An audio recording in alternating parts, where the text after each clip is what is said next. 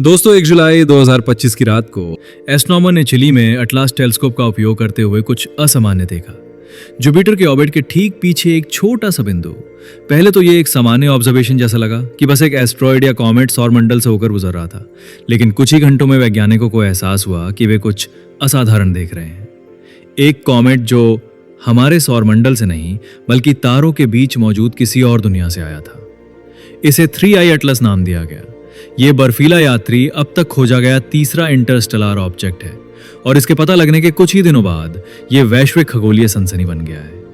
ये नया Interstellar object अपने से पहले डिटेक्ट किए गए ओumuamua और कॉमेट बोरिसॉव द्वारा छोड़े गए रहस्यों को सुलझा सकता है।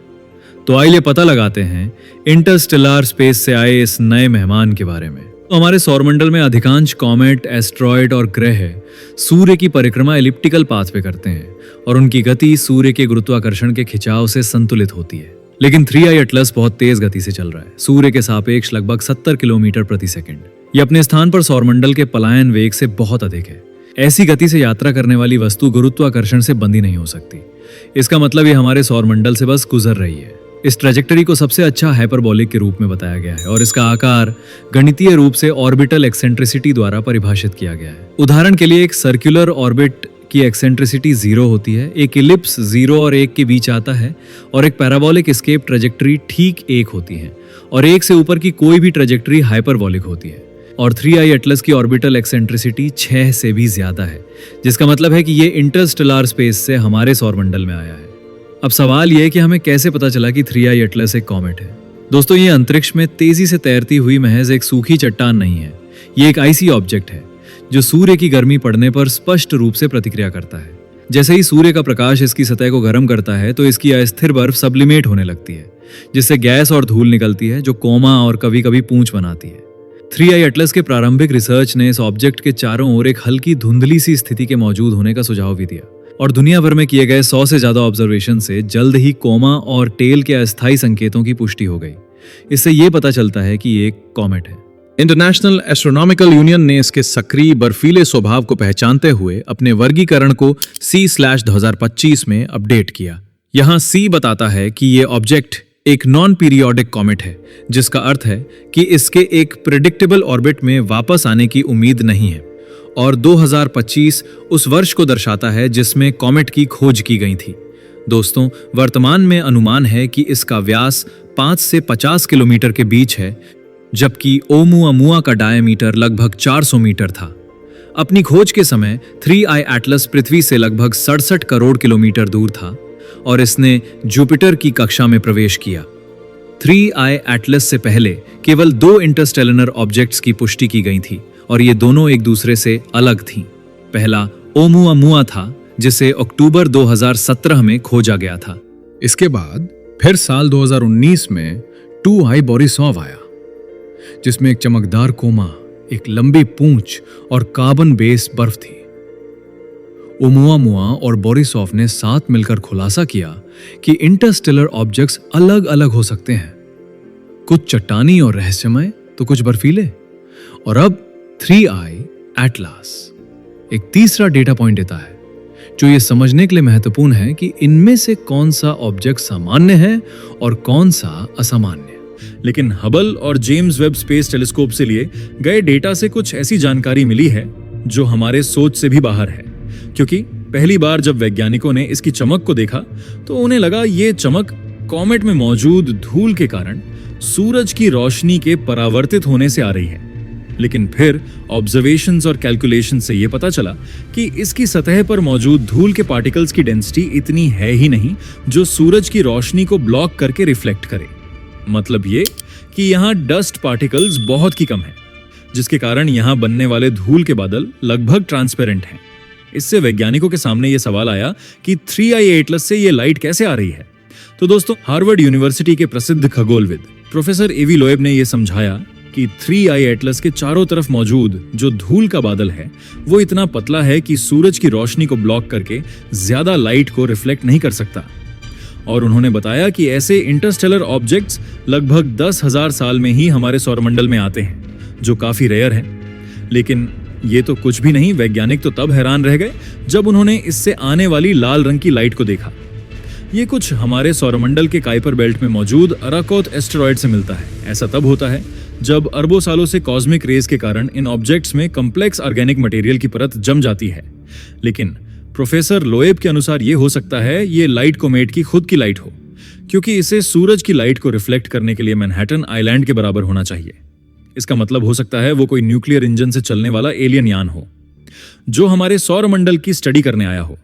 वैसे ही जैसे हमने वॉयेजर यान भेजे हैं, वैसे ही ये यान 7 अरब साल पहले किसी सभ्यता ने इंटरस्टेलर की स्टडी के लिए भेजा हो, क्योंकि ये किसी आम कॉमेट की तरह व्यवहार कर ही नहीं रहा है। यहां सबसे अजीब चीज थी इसका पाठ। अब देखो, क्योंकि ज्यादातर कॉमेट्स और एस्ट्रॉइड्स का हमारे सौरमंडल में आने का पाथ और एंगल रैंडम रहता है, लेकिन इसके पाथ की बात करें तो ये ऐसा है मानो जैसे ये हमारे सौरमंडल के ग्रहों की स्टडी करने ही आया है, क्योंकि इसने हमारे सौरमंडल में जैसे सभी ग्रह एक प्लेन में हैं, उसी डायरेक्शन से एंटर किया है।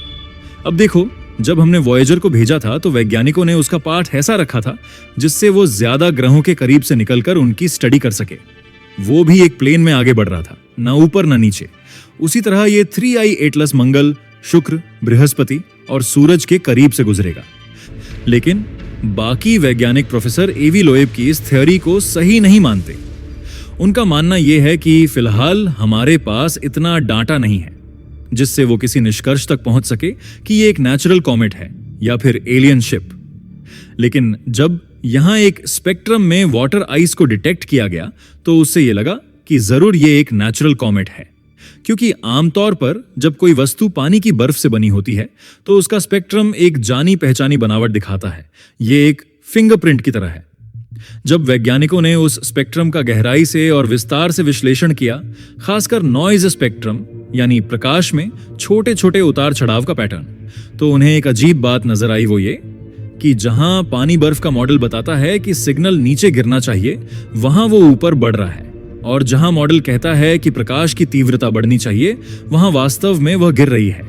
अब देखो कि यह पैटर्न पानी की बर्फ के सामान्य व्यवहार से मेल नहीं खाता, यानी यह वस्तु पूरी तरह से पानी से बनी कोई सामान्य धूमकेतु नहीं हो सकती।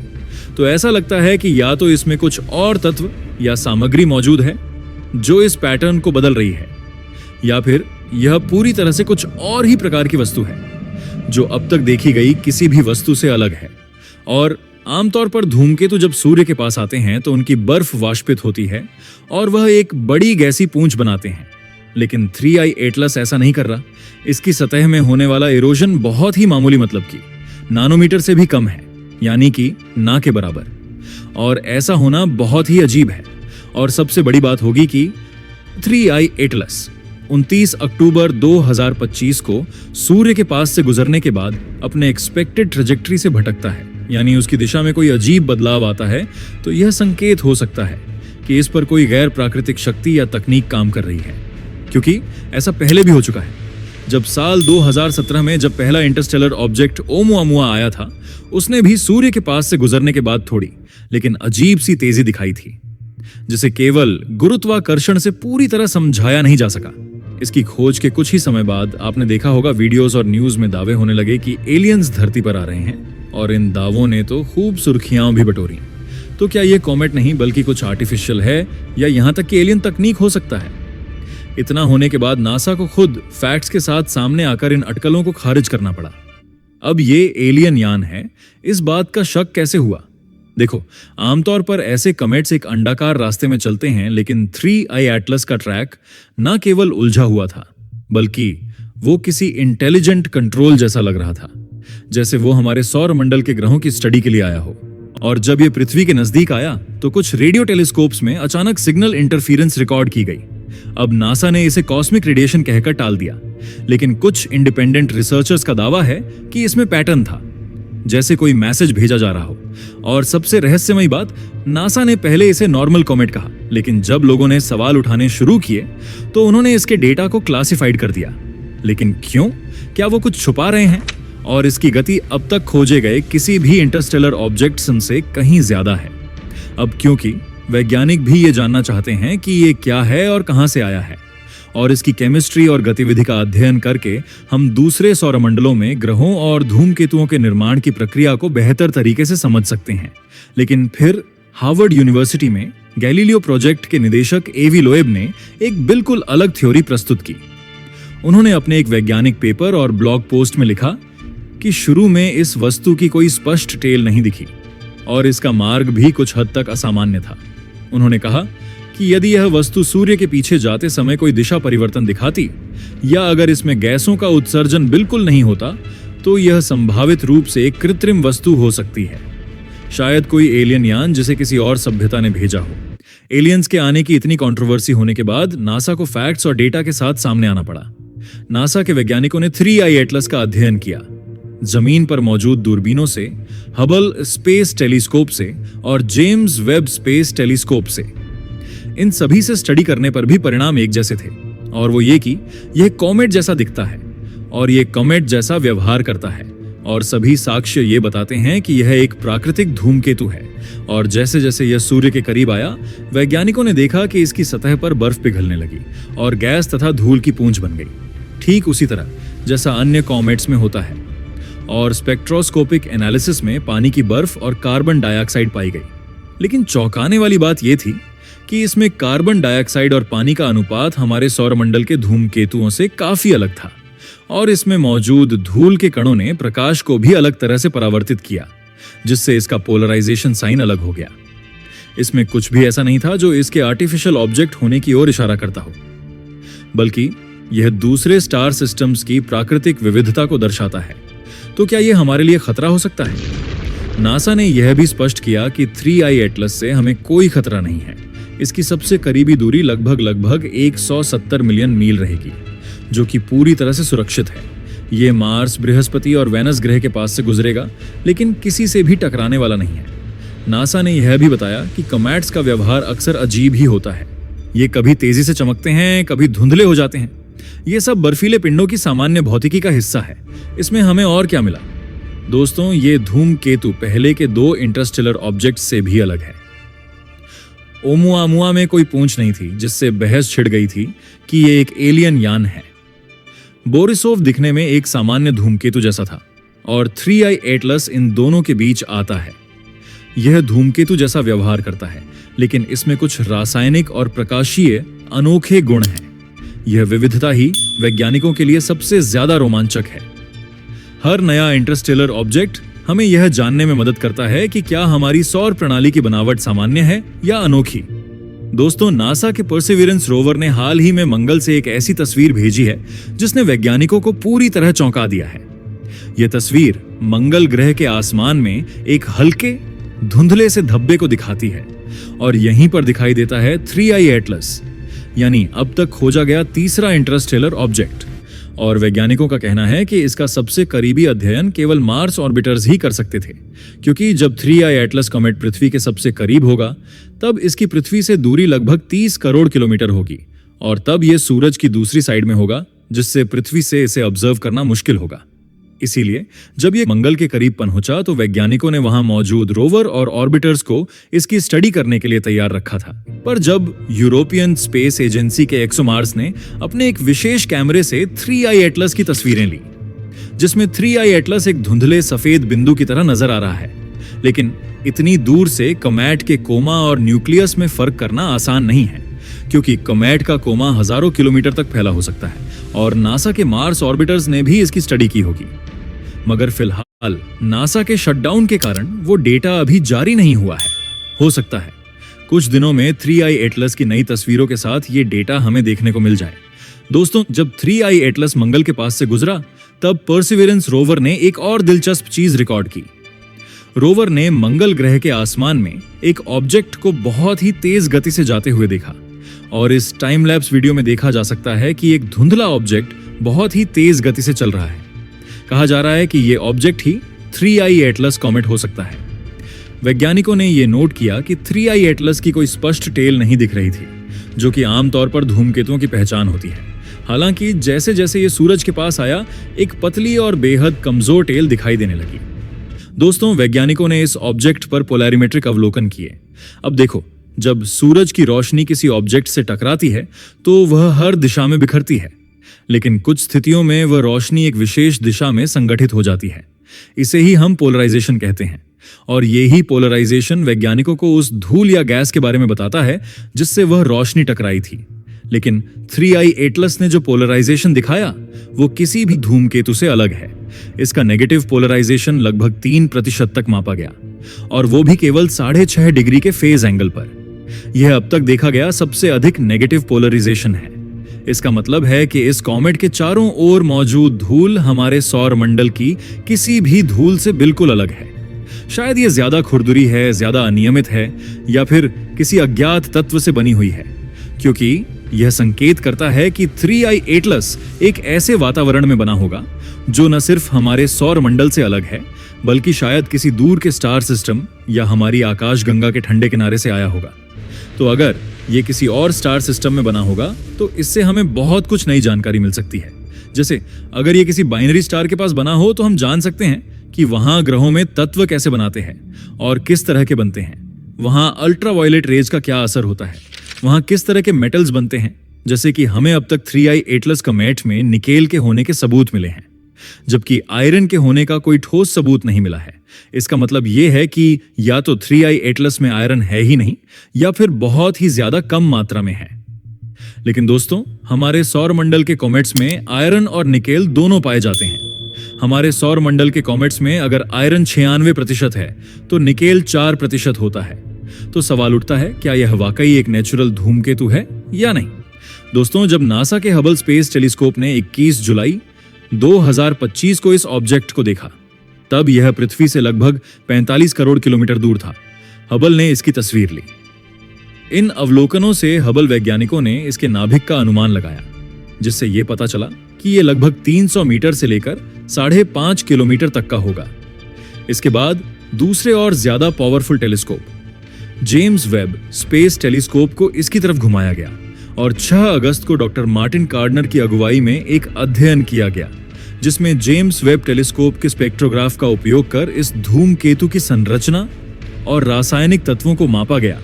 उन्होंने पाया कि इसके कोमा की संरचना काफी अजीब है और गैसों तथा यौगिकों के आउटगेसिंग के पैटर्न अलग अलग हैं। यहां दिख रहा था कि कार्बन मोनोऑक्साइड और कार्बन डाइऑक्साइड पानी की तुलना में अधिक तेजी से वाष्पीकृत हो रहे हैं, जबकि हमारे सौर मंडल में मौजूद कॉमेट्स में पानी ज्यादा पाया जाता है। अब सबसे चौंकाने वाली बात, आमतौर पर कॉमेट्स की टेल हमेशा सूर्य से दूर की दिशा में रहती है। मतलब कि अगर कॉमेट सूरज की तरफ आ रहा है तो इसकी टेल उसके ऑपोजिट डायरेक्शन में होगी।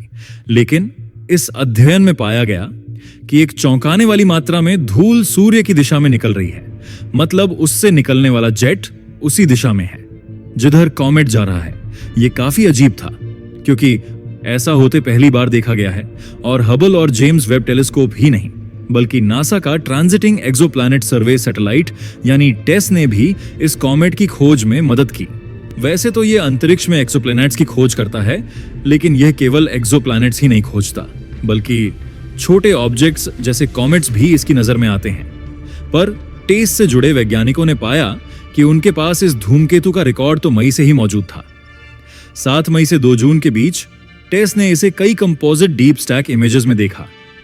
11 सितंबर को प्रकाशित एक पेपर में वैज्ञानिकों ने टेस्ट डेटा का प्रयोग कर इस धूमकेतु की चमक को मापा।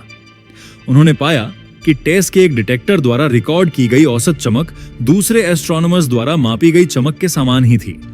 लेकिन हैरानी की बात तो यह थी कि जब 7 मई से 2 जून के बीच 3I एटलस और टेस अंतरिक्ष यान के बीच की दूरी लगभग 13 करोड़ किलोमीटर कम हुई, और इस दूरी के परिवर्तन के आधार पर वैज्ञानिकों ने अनुमान लगाया कि धूमकेतु की फ्लक्स, या आसान भाषा में कहे तो चमक 1.5 गुना बढ़नी चाहिए थी। लेकिन वैज्ञानिकों की सोच से कहीं ज्यादा हुआ। यह कॉमेट बहुत अधिक चमकदार हो गया, मतलब फ्लक्स लगभग 5 गुना बढ़ गया, ना कि 1.5 गुना। वैज्ञानिकों ने सोचा कि उनसे कोई गलती हुई है, लेकिन फिर ट्रेपिस्ट नॉर्थ और साउथ टेलीस्कोपों से मिले डेटा से पता चला कि पहले किए गए मेजरमेंट में कोई गलती नहीं हुई थी। इससे यह पता चला कि 3I एटलस जितना हमने सोचा था उससे कहीं अधिक सक्रिय है। और जब सबसे पावरफुल टेलीस्कोप वेरासी रूबिन टेलीस्कोप ने आसमान को स्कैन किया तो उसमें भी 3I एटलस दिखाई दिया। इससे पता चलता है कि यह टेलीस्कोप ऐसे हाई स्पीड ऑब्जेक्ट्स को भी आसानी से देख सकता है, क्योंकि यह स्कैन 3I एटलस को टारगेट करके नहीं किया गया था, ये बस एक रैंडम स्कैन था और फिलहाल ये टेलीस्कोप अभी कमीशनिंग फेज में है और 10 घंटे के स्कैन में ही इसने 2000 से ज्यादा नए एस्ट्रॉयड की खोज कर ली है। और कुछ विशेष ग्राउंड बेस्ड टेलीस्कोप्स द्वारा की गई स्टडी से पता चला कि यह कॉमेट लगभग 16 घंटे में एक चक्र पूरा करता है और वैज्ञानिकों ने 3I एटलस का स्पेक्ट्रम में भी एक विशेष विशेषता पहचानी जो ये साबित करती है कि यह कॉमेट साइनाइड के अणु छोड़ रहा है। यह तब होता है जब पानी सूर्य की किरणों से भाप बनता है जिससे हाइड्रोजन साइनाइड निकलती है जो फिर सूर्य की किरणों से टूटकर उसके घटक तत्वों में विभाजित हो जाता है। यह प्रक्रिया अक्सर तब देखी जाती है जब कोई कॉमेट सूर्य से 30 से 40 करोड़ किलोमीटर की दूरी पर हो।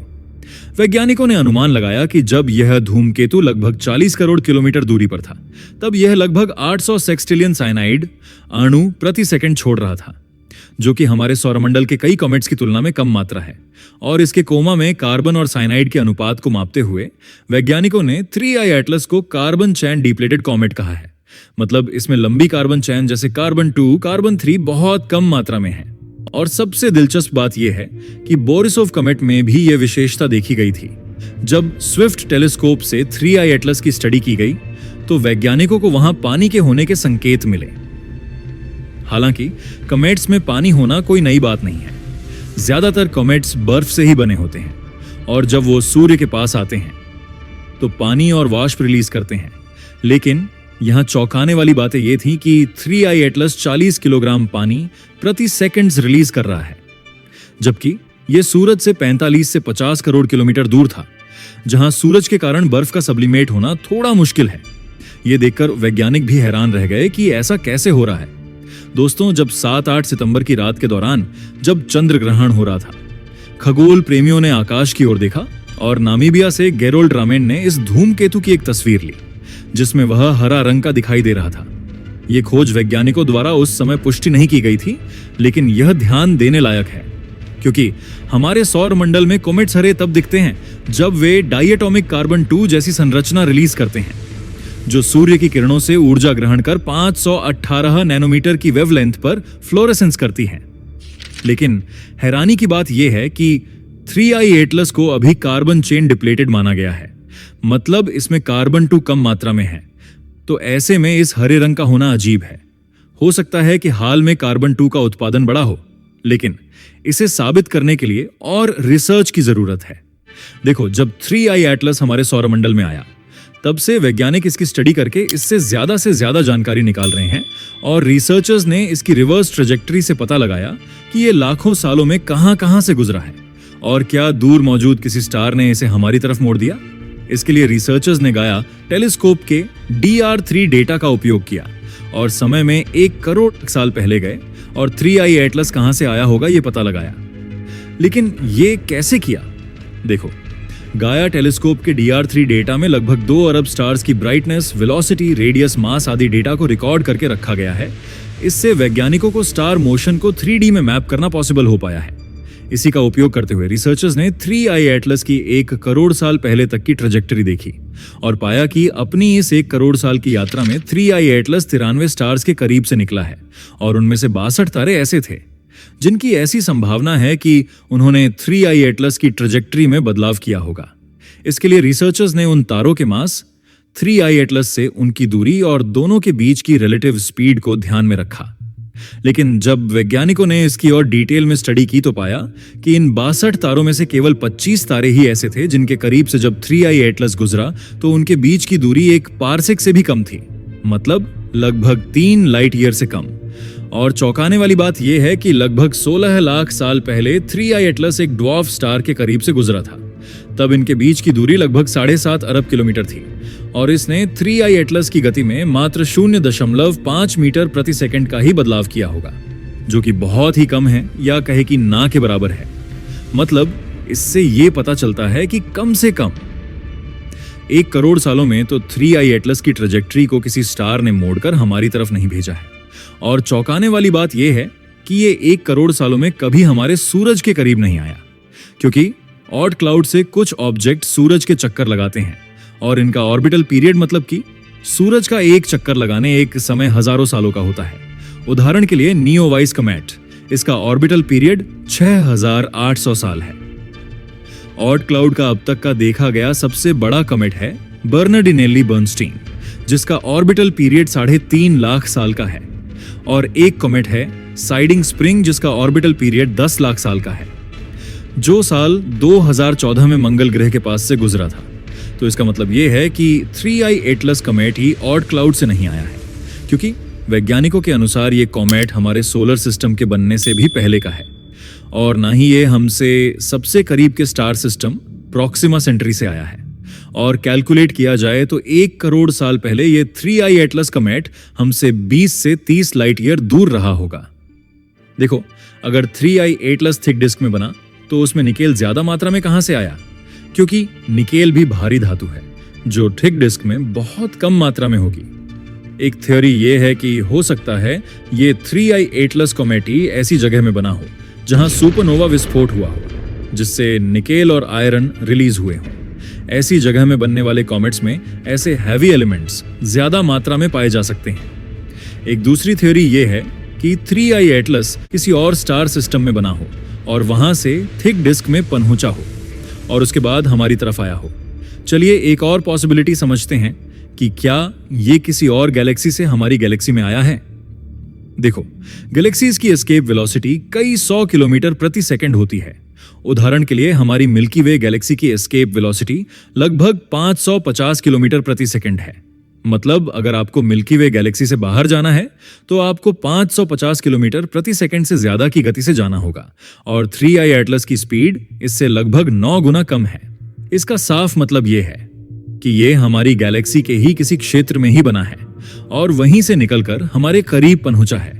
बस हमारे पास ये जानकारी नहीं है कि ये एग्जैक्ट किस जगह में बना है। जब वैज्ञानिकों ने 3I एटलस से मिले डेटा में प्रकाश को विभाजित किया तो उन्होंने कुछ खास प्रकार की लाइनें देखी, जिसमें से एक निकेल एमिशन की लाइन थी और आयरन की लाइन लगभग गायब ही थी।